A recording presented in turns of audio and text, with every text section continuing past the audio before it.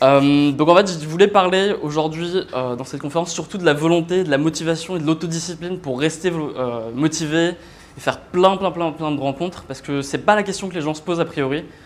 Les gens, quand ils découvrent un peu cet univers-là, des rencontres, etc., qu'on peut aborder, etc., ils s'imaginent qu'ils vont réussir à rester motivés, à faire ça pendant longtemps.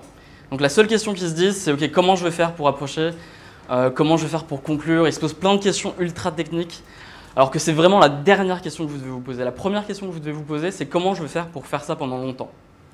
Parce que comme je vous l'ai déjà dit dans pas mal de vidéos, si vous suivez un peu ce que je fais, ce que je dis principalement, c'est que c'est pas possible de devenir bon en un week-end, en une semaine ou même en un mois. C'est pas sérieux de penser que vous allez réussir à devenir bon aussi vite. Il faudra en général au moins un an, faire ça vraiment beaucoup, vraiment changer votre attitude, changer la manière dont vous vous considérez vous-même, changer ce que vous pensez mériter. Et c'est seulement à ce moment-là que vous pourrez commencer à vraiment avoir des résultats consistants et que vous commencerez à changer un peu. Et la seule question qui se pose, c'est voilà, comment rester motivé pendant vraiment longtemps. Donc au moins un an. Et ça, en fait, la plupart des gens n'y arrivent pas. Moi, je croise souvent des gens sur le terrain, parce que je sors beaucoup, je croise souvent des gens qui me disent « Ah oui, moi aussi, je m'intéresse à la drague ». Et constamment, genre dans 95% des cas, c'est des mecs qui font ça depuis un mois ou 2 mois. Ou alors qui font ça depuis longtemps, mais vraiment très rarement. Et quand moi, je dis « Oui, bah moi, je fais ça depuis 8 ans », enfin, c'est genre « Waouh, c'est incroyable ». C'est genre un truc vraiment rare. Et tu croises finalement très rarement des mecs qui font ça depuis plusieurs années, où tu veux. Merci. Et en fait, on croise vraiment rarement des gens qui sont vraiment passés du stade d'être très mauvais au stade d'être très bon. C'est un truc qui est vraiment rare. Les mecs qui arrivent à faire ça, c'est vraiment des licornes. C'est des gens tellement rares qu'il faut vraiment voir ce qu'ils font de différent par rapport aux autres. En ce qui concerne, donc je sais pas, il y a peut-être des gens qui s'intéressent un peu à ça déjà, genre au développement personnel, à la motivation, à l'autodiscipline, etc. Mais moi, ce que je veux faire en particulier dans cette conférence, c'est parler des choses dont on ne parle pas forcément beaucoup dans les sites de développement personnel. Le truc dont on vous parle le plus souvent, c'est le fait d'être très positif et d'utiliser la visualisation positive pour vous imaginer que tout va bien se passer, c'est comment faire pour devenir ultra optimiste. Et effectivement, ça marche, c'est vraiment une partie de l'équation. Si vous êtes convaincu que vous allez échouer dans la vie et que vous n'allez pas réussir à draguer les filles et que ça va mal se passer, ça va effectivement mal se passer, donc il faut apprendre à devenir positif, c'est une partie de l'équation. Mais c'est seulement, disons, la partie la plus vendeuse de l'équation. Il y a un autre truc qui marche aussi très bien, c'est de vous imaginer que vous allez échouer. C'est réaliser que si vous faites rien, si vous ne passez pas à l'action, bah, votre vie sera probablement pas si intéressante que ça. Vous n'allez probablement pas réussir à devenir bon dans ce domaine. Vous allez probablement vous contenter d'une fille que vous allez rencontrer peut-être dans votre cercle social et qui ne vous plaira pas forcément. Et ce qu'il faut plutôt, c'est être conscient que ça peut aussi très mal se passer. Et moi, c'est un truc qui, pour moi, a bien marché.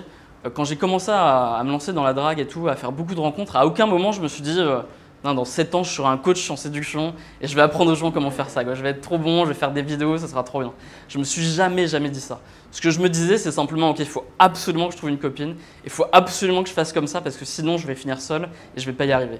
J'avais une motivation qui était vraiment très négative comme ça, si on regarde ça de l'extérieur, mais au final, ça a marché et ça m'a permis d'aller assez loin et de rester motivé sur le long terme.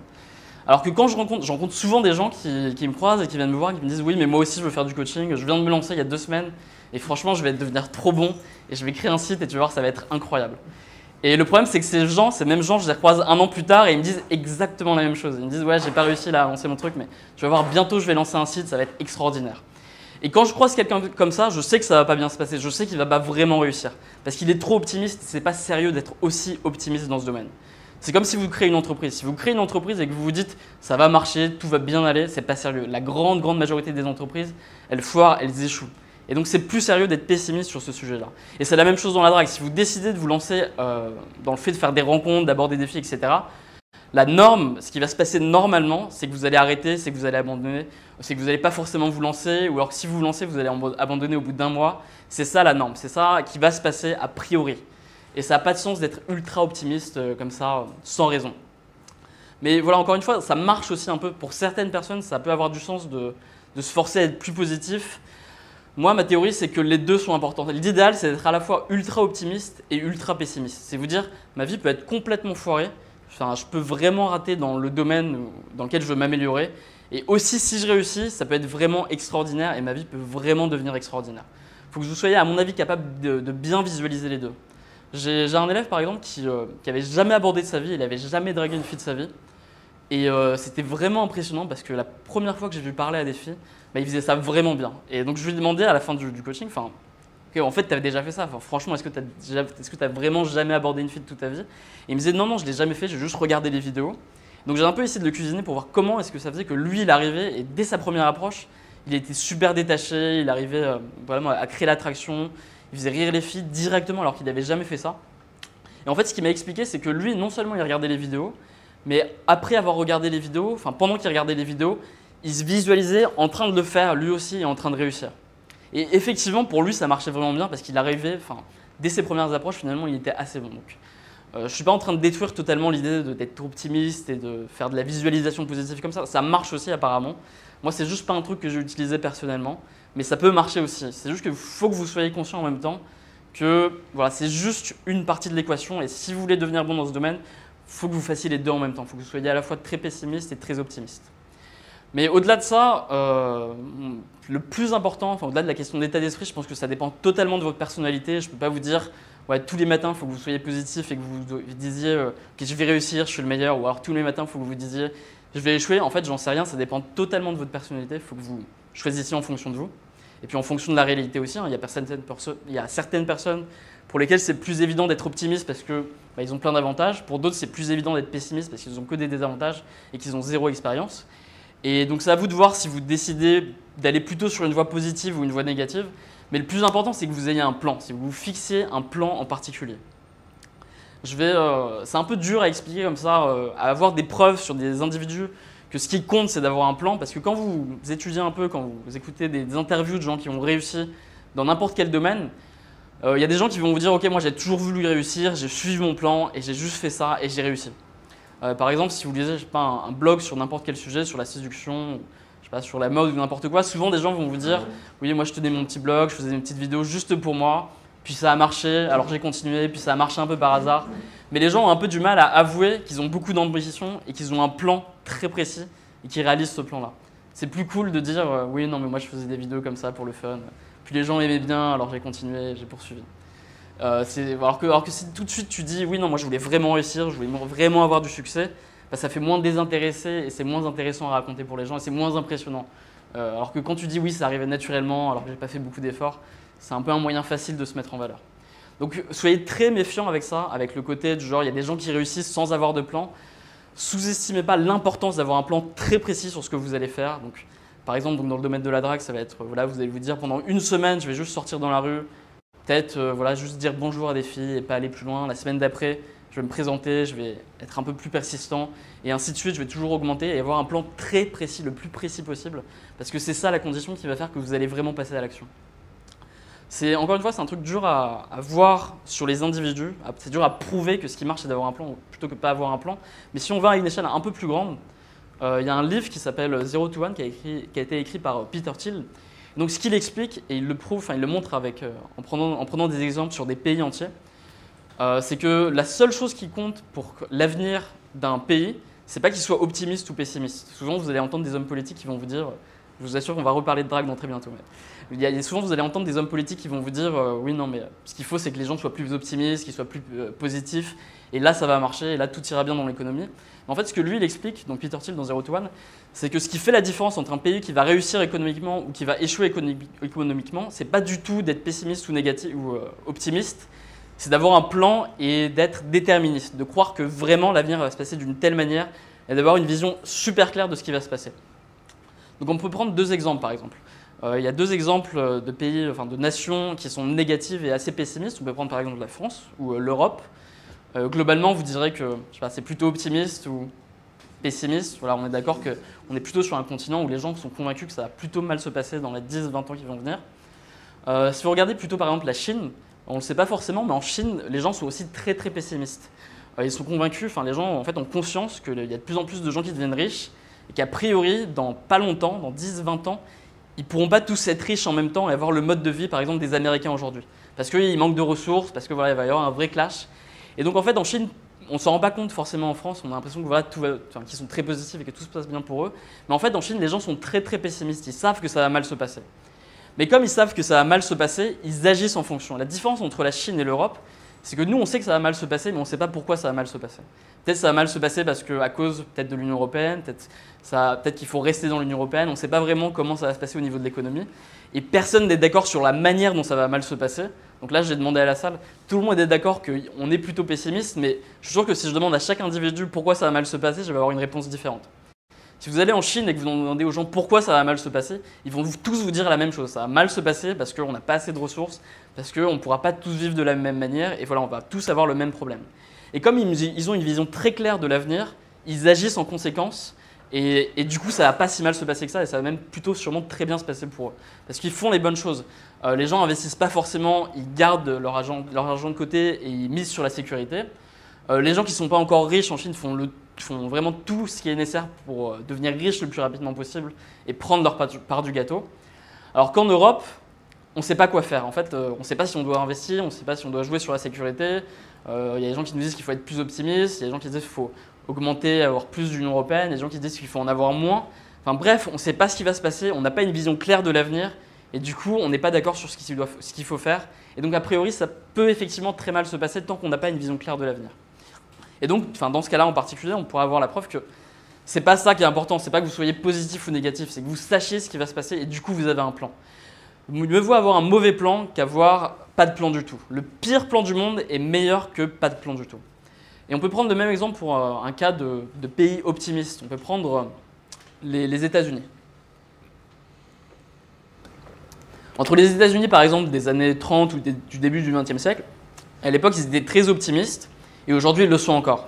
C'est dur pour un Américain d'imaginer que dans 20 ans, dans 10 ans, les États-Unis, ce ne sera pas le premier pays du monde et tout le monde regardera des films chinois. Enfin, même nous, on a du mal à l'imaginer, quoi. C'est dur de se dire ça, quoi. Genre, nos enfants vont plutôt s'intéresser à la culture brésilienne que la culture américaine, mais ça peut arriver pourtant. Et pourtant, aux États-Unis, ils ont du mal à l'imaginer et les gens sont quand même très optimistes. Et la différence entre les États-Unis aujourd'hui et à l'époque, au début du XXe siècle, c'est qu'à l'époque, ils étaient optimistes, mais pour une raison précise, parce qu'ils voyaient qu'il y avait beaucoup de technologies qui se développaient et qu'ils allaient pouvoir vraiment dominer le monde assez rapidement. Et du coup, les gens investissaient à fond et il y avait un plan et tout le monde était d'accord sur ce qui allait se passer. Alors qu'aujourd'hui, les gens ne sont pas forcément d'accord entre eux sur ce qui va se passer. Ils ne savent pas comment ils vont devoir gérer la situation, mais en même temps, les gens sont relax parce qu'ils se disent « bon, on est les meilleurs, on sera toujours les meilleurs ». Et donc, a priori, ça va aussi mal se passer pour eux. Donc, avec cet exemple, l'important, ce que je veux que vous reteniez, c'est que pour vous, c'est la même chose. Que vous soyez optimiste ou pessimiste, c'est vraiment important, pas important. Ce qu'il faut, c'est que vous ayez un plan et que vous fixiez ce plan, que vous fassiez exactement ce que vous avez prévu de faire. Donc, si vous imaginez dans votre tête que votre vie, ça va très mal se passer, c'est pas grave, vous faites votre plan pour sauver les meubles. Si vous me dites, ok, ma vie, ça va mal se passer, je vais jamais réussir à draguer des filles parce que j'ai plein de défauts, ça va pas marcher pour moi, je vous dis, ok, d'accord, mais dans ce cas-là, sauve les meubles, essaye au moins de trouver une copine. Et si vous faites ça, ce qui va se passer, en tout cas, ce qui s'est passé pour moi, c'est que j'ai vu que, ouais, finalement, j'étais capable de trouver une copine avec qui ça se passait plutôt bien, mais petit à petit, en fait, j'ai commencé à basculer d'un état d'esprit hyper pessimiste à un état d'esprit optimiste. Petit à petit, j'ai réalisé qu'en fait, puisque avec mon état d'esprit pessimiste et en suivant un plan précis, j'arrivais quand même à avoir des résultats, j'arrivais à m'améliorer, je me suis dit peut-être que je pourrais avoir un peu plus en fait. Et petit à petit, je suis devenu de plus en plus optimiste jusqu'à ce que je sois arrivé au point où je me suis dit finalement, moi aussi je peux faire du coaching, moi aussi je peux faire des vidéos et ça peut très bien se passer pour moi aussi.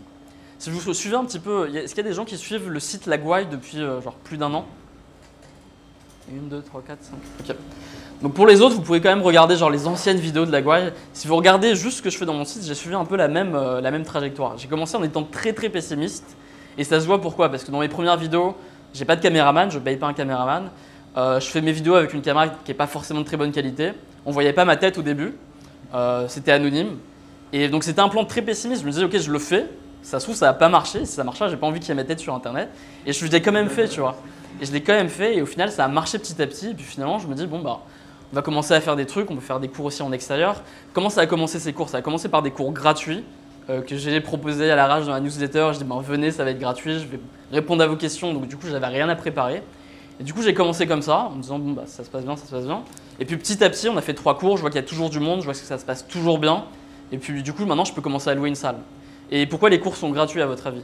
C'est parce que je sais que c'est sur le long terme, c'est ça qui va m'apporter le plus de valeur. C'est ça qui va faire que les gens vont être motivés, c'est ça qui fait qu'il y a plus de gens qui vont venir. Alors que si je restais bloqué dans cet état d'esprit pessimiste, je pourrais continuer aussi en faisant payer par exemple des cours. Et du coup, je serais sûr que voilà, je n'investirais pas de mon temps pour rien du tout. Mais en même temps, voilà, c'est pas important. Ça pourrait marcher aussi si je m'y prenais comme ça. L'important, c'est que j'ai mon plan. Donc là, je suis plutôt optimiste, j'ai mon plan. Mais au moins, je me fixe à mon plan. Je ne suis pas optimiste parce que je crois qu'on me doit quelque chose. Je ne crois pas que l'univers me doit quelque chose et que ça va bien se passer parce que c'est moi. Je sais que ça va bien se passer parce que je vais faire ce qu'il faut faire. Et que je sais que si je m'éloigne un tout petit peu de mon plan, ça va très très très mal se passer. Donc si vous êtes optimiste, si vous faites partie des gens qui se disent « Ok, moi c'est bon, j'ai découvert la drague, je vais y arriver, quoi, ça va bien se passer », c'est pas un problème. Mais soyez convaincus que ça va bien se passer à condition que vous suivez un plan très très particulier. Ça, c'est une partie du truc, de mon idée, de ma théorie sur comment faire pour être bien motivé. Mais il y a un autre point qui est assez important aussi, et c'est lié un peu à ce que je viens de vous dire, c'est que pour vous passer à l'action, ce qui est vraiment important, c'est de trouver un maximum de micro-étapes. Vous devez, plutôt que d'essayer de vous lancer directement dans la drague en vous disant « Tiens, en un mois, je vais faire des trucs et ça va très bien se passer rapidement, et dès le début, je vais essayer de faire plein d'approches dans la même journée », vous devez être capable de trouver vos actions minimum viables. Je vais prendre encore une métaphore qui est liée au monde de l'entreprise, parce que bon, c'est ça qui m'intéresse. Mais dans le livre de Lean Startup, l'auteur écrit que ce qui est important quand vous créez une entreprise, c'est de trouver des actions minimales. Donc il appelle ça les minimal viable product, donc les produits viables minimaux. Et vous devez simplement lancer ces trucs et voir un peu la réaction des gens et vous lancer ensuite petit à petit et monter en puissance petit à petit. Et vous, dans la drague, quand vous rentrez dans un club, vous devez trouver votre action minimum viable. Vous ne devez pas vous demander, ok, vous ne devez pas être là avec vos potes et vous dire ah, faut que je fasse ça, faut que j'aborde. Ou alors quand vous êtes dans la rue, vous dites ok, faut que je le fasse, putain, merde, si je suis vraiment une merde, faut vraiment que j'aille plus loin. Faut vraiment que j'aborde cette fille, faut vraiment que j'aborde ces filles canons, faut vraiment que je passe une soirée où je vais vraiment rentabiliser mon temps. Non, faut pas que vous vous disiez ça. Faut que la seule question que vous vous posiez, c'est qu'est-ce que je peux faire. Vous arrivez dans le club, vous vous dites qu'est-ce que je peux faire maintenant, qu'est-ce que je suis capable de faire.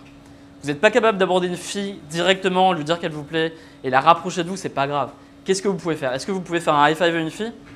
Vous pouvez le faire, bah faites-le. Et vous rentrez dans un momentum, dans un mouvement où petit à petit vous allez pouvoir monter en puissance. Une fois que vous avez fait un high five à une fille, vous vous reposez la question qu'est-ce que je peux faire maintenant?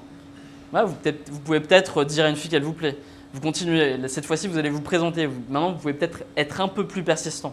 Et ainsi de suite, vous allez monter en puissance. Pendant la journée, pendant la soirée et aussi sur le long terme. La seule question que vous devez vous poser, c'est quoi l'action minimum viable que je peux faire maintenant tout de suite? Et pas forcément être obsédé. C'est bien d'avoir un plan, mais sur le moment, vous devez être obsédé par ça, par le fait de commencer et de vous lancer. Il y avait des questions, j'ai vu des mains se lever plus ou moins. Ok. Ouais. Sur le sujet? Oui, c'est sur l'emploi en fait. Vas-y, dis-moi. En fait, cette semaine, j'ai commencé à aborder des filles. Ça s'est plutôt bien passé. Cool. Donc, pour l'instant, je continue, mais... C'est les cours qui t'ont motivé à... Ouais, voilà, c'est ça. C'est cool. Donc ça marche, hein. Si vous êtes là, il y a moyen que vous commenciez à faire des approches. Quoi. En fait, j'ai eu un déclic depuis la semaine dernière. J'ai commencé le dimanche et j'essaie d'aller tous les jours après le boulot. C'est un peu fatigant, mais j'essaie de partir dans un endroit et d'aborder les filles. Mais moi, je cible en fait. Je cible les filles qui sont pas trop pressées. D'accord. Voilà, pour optimiser mes chances. Mais normalement, il ne faut pas que je fasse ça. Ouais, non. Dans l'idéal, surtout quand tu commences, tu dois vraiment pas penser à genre optimiser tes chances. Enfin, ouais, la plupart du temps, au début, tu as assez peu de résultats, donc autant approcher beaucoup et faire ton expérience et voilà, créer un peu ton intuition comme ça. Mais ouais, au début, l'idée, c'est de faire un maximum de rencontres, dépasser tes peurs et tes limites autant que possible. Et surtout avec le truc, voilà, trouve tes actions minimum viables. Si c'est le seul truc que tu peux faire, bah, fais ça, mais après tu montes en puissance au maximum. Mais ça peut être un bon moyen de commencer, quoi. Après, ce qu'il y a avec ces trucs des actions minimum viables aussi, c'est que tu dois surtout pas rentrer. Et la raison pour laquelle c'est très efficace, c'est que ça peut t'empêcher de rentrer dans un état d'esprit négatif. Il y a beaucoup de mecs qui, quand on leur dit ça, que voilà, ce qu'il faut, c'est être positif et pas se culpabiliser et juste voilà, être bon avec soi-même, beaucoup de gens se considèrent que non, ça c'est vrai pour les autres, mais c'est pas vrai pour moi. Moi, je fonctionne Moi, ce qu'il me faut, c'est une motivation négative. Moi, ce qu'il faut, c'est que je me dise que je suis une grosse merde et c'est ça qui va faire que je vais aller sur le terrain. Moi, ce qu'il faut, c'est que je me dise « ouais, je vais pas y arriver ». Moi, ce qu'il faut, c'est que je me mette la pression de manière violente. Et beaucoup de mecs, en plus, c'est un truc qui est vu comme très masculin de faire ça. C'est vu comme un truc de Spartiate, genre ouais, moi je suis un mec, j'ai besoin de me faire du mal pour me dépasser, quoi.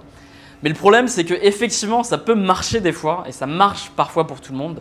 De s'énerver, ça peut être un bon moyen d'être plus courageux. L'énervement, l'irritation, c'est un truc qui fait disparaître la peur. C'est un truc qui augmente votre quotient de courage, en fait. Et c'est un truc qui marche, mais le problème, c'est que c'est pas un truc qui marche sur le long terme. Personne sur Terre est capable de se dire tous les jours, je suis une merde, faut que je le fasse, je vais pas y arriver, mais je vais le faire. C'est pas possible. Vous pouvez pas aller sur le terrain et tous les jours vous dire, putain, je suis une grosse merde, j'ai pas abordé cette fille. C'est pas possible, vous allez craquer. Et le problème, c'est qu'il y a beaucoup de gens comme ça, ils tiennent une semaine, 2 semaines, au maximum 1 mois et après ça crache.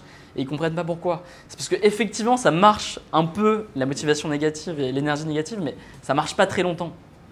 Moi, j'ai un peu cette théorie, c'est que vous avez deux énergies différentes. Vous avez 2 motivations différentes. Vous avez les motivations renouvelables et les motivations fossiles. Comme voilà, donc il y a le pétrole et il y a les éoliennes. Le pétrole, c'est super parce qu'effectivement, ça pollue la planète et c'est très négatif, etc. Mais en même temps, ça permet de démarrer facilement. C'est un bon moyen de démarrer. Alors que les éoliennes, l'énergie renouvelable et positive, c'est moins impressionnant, c'est plus lent, c'est moins excitant peut-être. Mais vous pouvez garder ça infiniment, vous pouvez garder ça éternellement. Et le truc de rester concentré sur les actions minimum viables, d'être très positif, d'être bon avec soi-même, de se dire « ok, c'est pas grave, je vais commencer par une petite approche, je vais faire un petit high five, je vais peut-être même demander le chemin ». C'est pas excitant comme ça, mais au moins vous pouvez le faire pendant très longtemps. Mais si jamais vous avez une motivation négative à un moment donné, c'est pas un problème. Il y a beaucoup de gens, peut-être qui sont ici juste parce qu'ils viennent de se faire larguer par leur copine. Il y a des gens qui n'ont peut-être jamais eu de relation de leur vie et qui sont vraiment dans un état d'esprit très négatif. C'est pas un problème. On a tous commencé, enfin la plupart des gens qui ont commencé et qui sont restés longtemps ont commencé avec un état d'esprit qui est vraiment négatif, quoi. Et c'est pas grave, c'est un bon moyen de commencer. Je la reprends juste après. C'est un bon moyen de commencer et c'est un bon moyen de vous lancer. C'est comme le pétrole, quoi. On n'aurait pas eu les éoliennes si on n'avait pas eu le pétrole. On ne pourrait pas passer dans une civilisation avec de l'énergie renouvelable si à la base on n'avait pas ce truc ultra puissant et peut-être agressif pour le climat ou je sais pas, on sait rien, je suis pas plus renseigné que ça là-dessus. C'est juste des métaphores, hein. Restez pas bloqués sur les trucs que je dis sur les pays et l'écologie, j'en sais rien du tout, c'est pas le sujet. Mais voilà, dans tous les cas, vous devez être capable de comprendre que vous avez ces 2 motivations possibles. La motivation inférieure négative, fossile, qui est genre l'énergie négative que vous avez amassée en vous pendant longtemps, c'est bien pour démarrer, c'est bien pour reprendre après longtemps, mais vous ne devez pas croire que vous êtes capable de faire ça pendant très longtemps. Vous ne pouvez pas le faire tous les jours pendant plus de 30 jours, c'est pas possible. Donc vous devez être capable aussi de faire la transition d'une motivation très négative à une motivation plutôt positive à un moment donné. Et ça va se faire progressivement. Et c'est comme ça que vous pourrez rester motivé vraiment sur le long terme. Dans ce domaine-là, dans la drague, le problème aussi, c'est qu'il y a beaucoup de gens qui vont s'intéresser à ce domaine en se disant « ok, moi je fais ça juste pour le développement personnel, moi j'ai juste une motivation supérieure et ultra positive, moi voilà, j'ai pas juste envie de coucher avec des filles, j'ai pas de problème avec les filles, moi ce que je veux voilà, c'est juste m'améliorer dans ce domaine-là et devenir une meilleure personne ». Je trouve ça cool, c'est très bien d'avoir cette motivation, moi j'ai aussi cette motivation en moi, j'ai envie de faire voilà, des grandes choses et du coup c'est ce qui me permet d'être motivé sur le long terme, mais je pourrais pas tenir juste avec ça. Si j'avais pas juste envie de coucher avec des filles de temps en temps, ça marcherait pas, je pourrais pas être motivé, quoi. Il y a des soirs, j'ai pas envie de. Il y a des jours où j'ai pas envie d'apporter de la valeur au monde, il y a des jours où j'ai pas envie de repousser les limites de la drague et de faire des choses que personne n'a jamais fait. Il y a des soirs où je suis beaucoup plus bas, quoi. Je peux pas avoir une motivation aussi grande que ça, quoi. Et dans ces cas-là, je suis bien content de juste avoir envie de coucher avec une fille que je rencontre en soirée, quoi. Je suis content de pouvoir avoir ces 2 motivations en moi. Et ce que vous devez faire, c'est pas vous dire tiens, moi je vais devenir un être supérieur qui a juste des motivations vraiment grandes et voilà, moi je veux juste aider l'humanité et faire plein de choses. Vous devez plutôt essayer d'aligner vos différentes motivations. Aligner votre motivation inférieure et votre motivation supérieure. Donc si par exemple il y a une partie de vous qui a juste envie peut-être de coucher avec des filles, peut-être d'impressionner les gens en disant regarde, moi je suis capable de choper plein de filles, peut-être de vous venger entre guillemets d'une ex qui vous a largué en lui montrant que vous êtes capable de choper plein de filles, si vous avez ça, c'est pas grave, il faut juste que vous trouviez une motivation supérieure qui va rentrer dans la même direction. mais surtout pas être obsédé par l'idée de croire que vous êtes voilà, seulement à un haut niveau, que vous êtes quelqu'un d'éclairé. Non, c'est pas possible.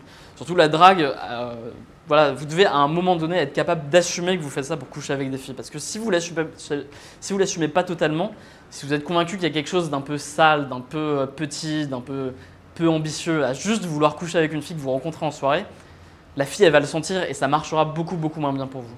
Vous devez aussi être totalement à l'aise avec ça, totalement assumer que si vous allez en soirée, c'est juste pour choper des meufs, quoi. C'est pas grave, c'est normal, tout le monde a un peu ça.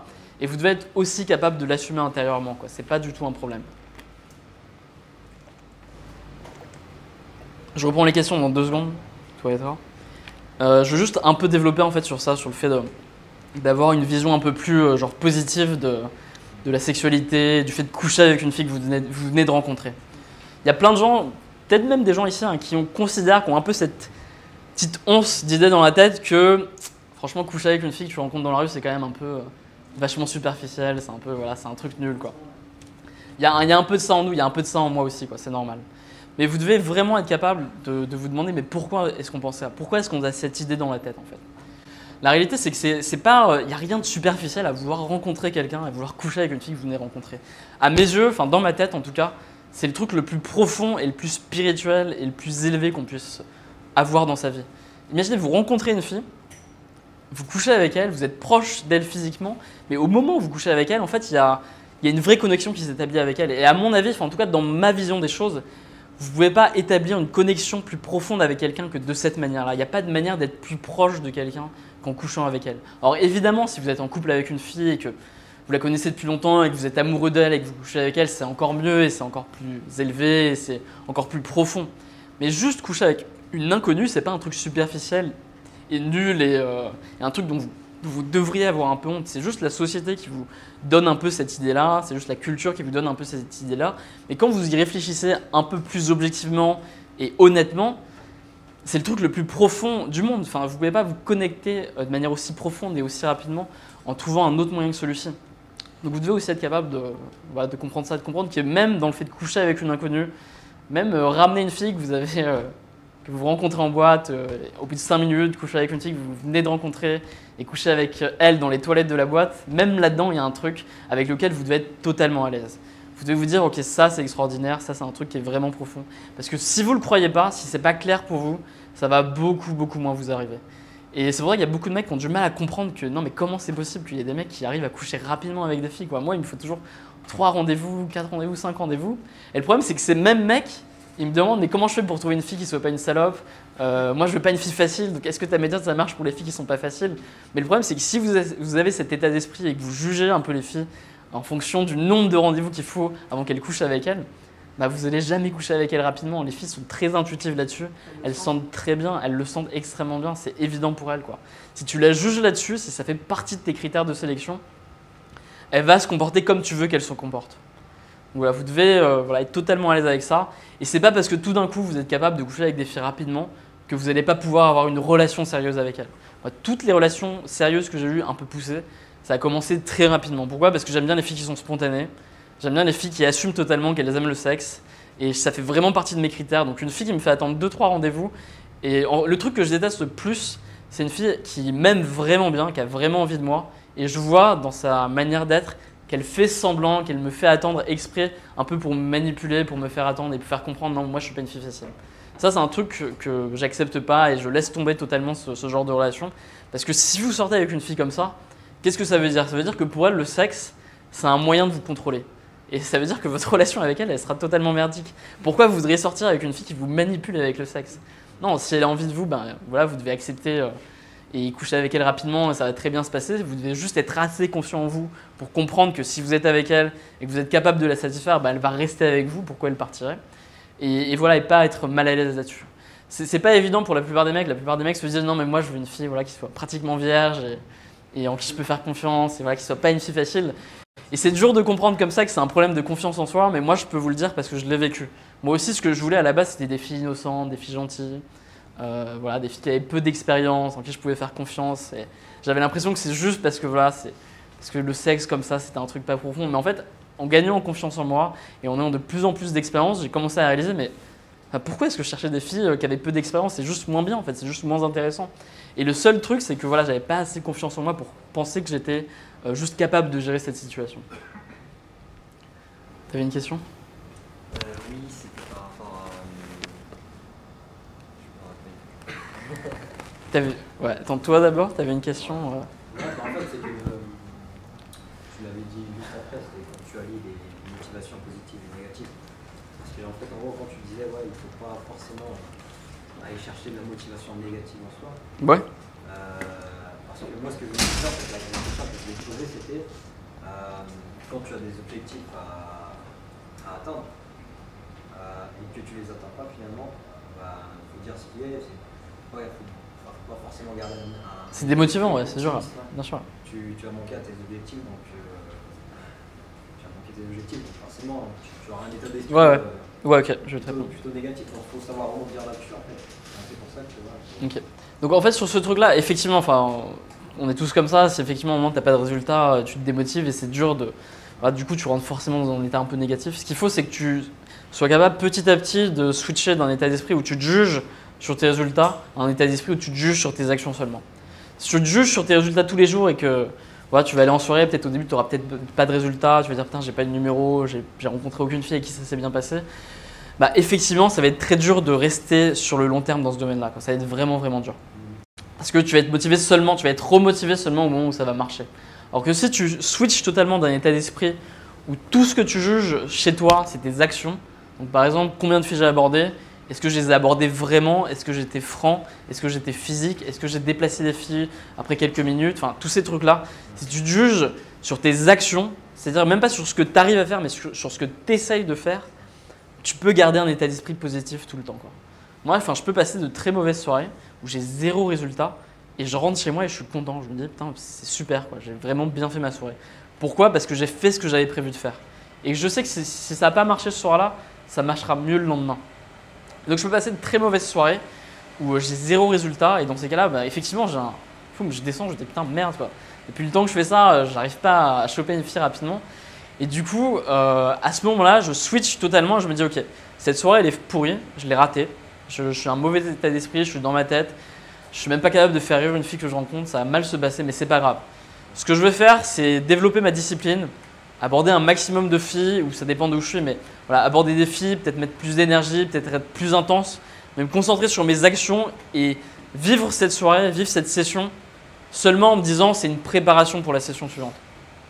Et en fait, tu dois vraiment atteindre ce cap-là, quoi. Ce cap où tu te juges seulement sur tes actions et seulement sur ta capacité à suivre ton plan en fait, et pas sur ce que tu obtiens parce que c'est vraiment ultra aléatoire en fait. Des fois ça va haut, des fois ça va ouais. C'est une question d'humeur, c'est une question de hasard aussi. Je peux tomber, des fois, tu n'as juste pas de chance, quoi. Tu peux tomber sur 10 filles d'affilée qui sont pas sympas, puis après, tu tombes sur 10 filles d'affilée qui vont être sympas aussi, quoi. Ça peut être le lieu, ça peut être plein de trucs différents, tu vois. Tu peux pas tout contrôler, et du coup, il faut que tu te concentres vraiment, il faut que tu te juges seulement sur ce que tu contrôles.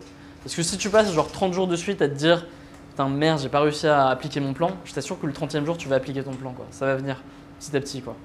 Et après, c'est peut-être si tu n'y arrives toujours pas, c'est juste que ton plan, tu dois le refaire et qu'il n'était pas assez, il était trop ambitieux et pas assez humble.